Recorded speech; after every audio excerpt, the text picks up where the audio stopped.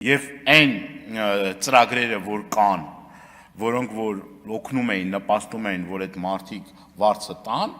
այսօր այդ խնդրի պատճառով հազիվ այդ մարդիկ իրենց ստացած աշխատավարձը գնում է բնակարանային վարձի։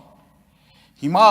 այստեղ շատ խնդիրներ կան, մենք 2 րոպեվա ընթացքում չենք կարող քննարկել, բայց այն ժամանակ էլ ենք ասում, որ պետք է ստեղծվի հատուկ մարմին, այդ բոլոր հարցերը քննելու,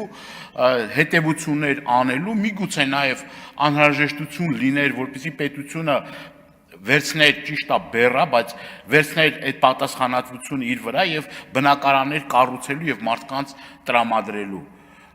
Եվ արցախցիների կոմպակտ բնակեցման հետ կապված նորից էլի շատ կարևոր մի հարց է։ Շնորհակալություն։ Արթուր Խաչատրյան, որը կխոսի